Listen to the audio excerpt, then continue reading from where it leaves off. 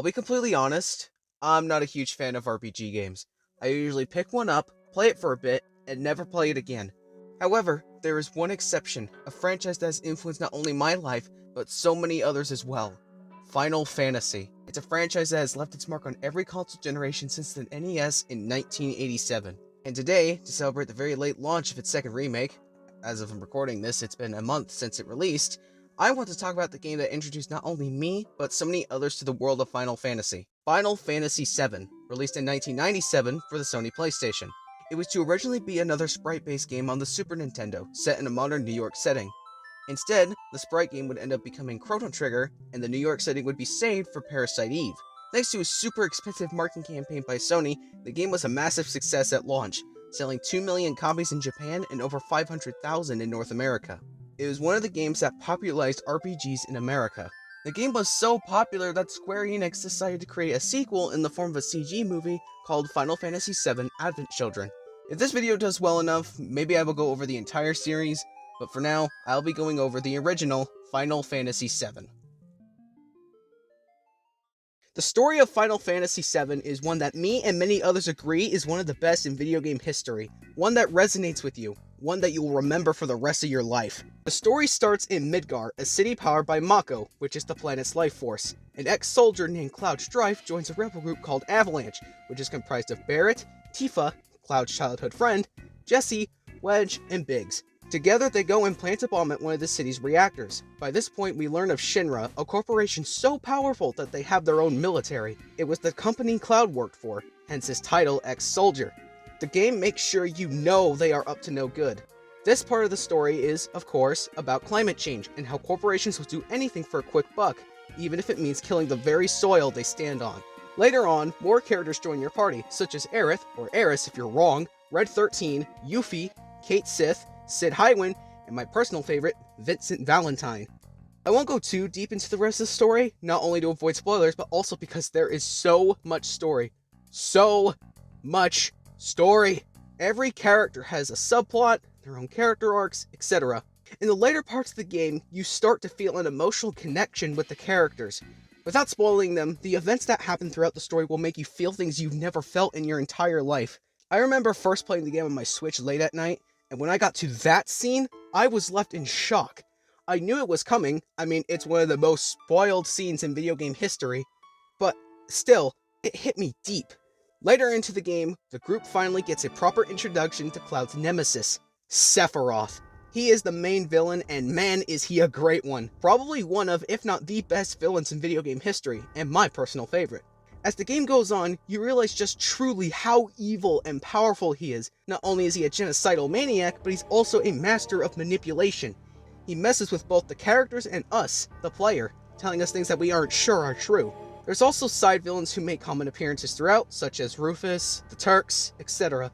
I think the best part about the game is that the longer it goes on, the more intense and crazy it gets. I say that in a good way. I mean, that's pretty much how every game goes, but the way FF7 does it is incredible. I cannot emphasize enough how incredible the story is. I've tried really hard not to spoil the game because I want you to experience it for yourself if you haven't already. The gameplay of FF7 is what really blew my mind. It continues the standard turn-based style of combat that Final Fantasy is known for, but FF7 evolves it in a way that makes it more enjoyable to come back to. The game introduces two new systems, Limit Breaks and the Materia system. While the Limit Break system isn't exactly new, it was first introduced in Final Fantasy VI, Final Fantasy VII changes it in a way to make it more unique. Materia allows you to pick your spells and summons. For example, you can have one character focus on magic, one focus on damage, and the other focus on healing. It's simple, yet has a level of depth and strategy that makes you think of what to choose for the right situation. Limit Breaks are special abilities that deal massive damage. Each character starts with one, but as the game goes on, they unlock more by meeting specific requirements. I should also mention that the Limit Break charges as you take damage. Not only is it super useful in dire situations, but it's also satisfying dealing the final blow with one. One of the benefits of playing on modern consoles are the gameplay modifiers. First introduced with the PlayStation 4 port, then later consoles, the game included 3 gameplay modifiers: 3x speed, enhanced power, and no random encounters. 3x speed is helpful on repeat playthroughs. Enhanced power basically gives you unlimited HP, MP, and limit breaks, although you can still die from insta-kill attacks if you aren't careful. and you can still get stats detriments like sleep and confusion. And of course, you have the option to completely turn off random encounters. Now I think the only super beneficial one is 3 times speed. From my experience, having enhanced power prevents you from getting certain limit breaks, and having no random encounters can halt your progress since you aren't getting gil or XP at a consistent rate. If you're planning on playing the game, I recommend never turning off random encounters and only using enhanced power in absolute dire situations. I would say the absolute worst part about the game are the mini-games. There are some that I like the G-Bike. However, a lot of them are either boring or have clunky controls, making them a chore to play. Although, everything else that I've mentioned outweighs all of that. Also, the Chocobo game is really fun. I think aside from the story, the second thing that a lot of people remember is the soundtrack. Every battle theme, every track for the various regions, it was all perfectly composed by the legendary Noboru Uematsu. Each piece is memorable, iconic, fits with the story, and sets the tone for what's to come. For example, the opening bombing mission.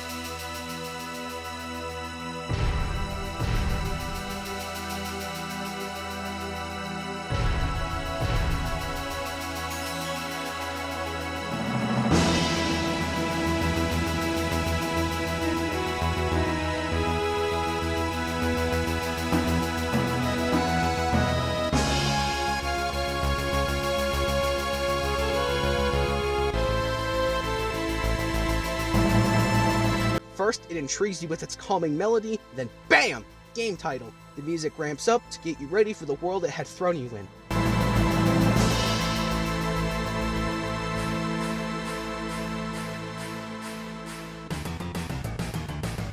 Then it goes from that to a more intense beat, one that gets you excited for the journey to come. This is all paired with a pre-rendered cutscene, which cuts to real gameplay. For the time, it was insane that a game could look that detailed. And while the graphics themselves haven't aged as well, being more charming than impressive, they were iconic. As you progress, you are given a sense of adrenaline as the game's main battle theme finally kicks in. You'll hear it a lot, but it never gets old. Not to mention all the incredible boss themes in the game, including his.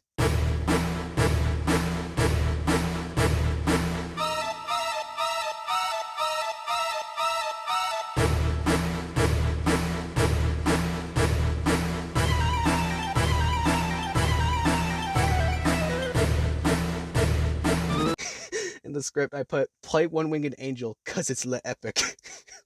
Why the fuck did I put that in there? The game's sound effects also play a big part, complementing the music. From the sound of casting spells, using summon materia, and unleashing your limit break, each sound is well designed and packs a good punch. What impact did Final Fantasy VII have? Well, not only did it impact me, but also countless fans out there. For some, it was the game that made them fall in love with video games. For others, it was the game that saved their lives, and for many, it inspired them to play the other games in the series. For me, it was a mix of all of them. Not only did the game help me with some of my personal struggles, but it also helped me appreciate video games even more and introduced me to the world of Final Fantasy. Final Fantasy VII is the best RPG I ever played. Its story is phenomenal, the gameplay is damn near perfect, and it has an amazing score. If you haven't played Final Fantasy VII yet, I hope this video inspired you to do so. I hope that you enjoy it as much as I did. Thank you for watching, and have a good one. Hey guys, this is Silver Ghost. I just want to say thank you for watching. I'm so sorry that this took so long to come out. As I said on my community posts, I've been busy. Not only with personal life, but also I'm getting ready to move. So, there's that. Also, I picked up a little game called, small indie game called Persona 3. I've been playing that recently, and it's pretty fun. I like it. I haven't finished it yet, but I really like it so far. I like how I said at the beginning of the video that I usually don't play RPGs, and then here I am wasting my time on another RPG. Well, it's really good, so I guess it's not really a bad thing, right?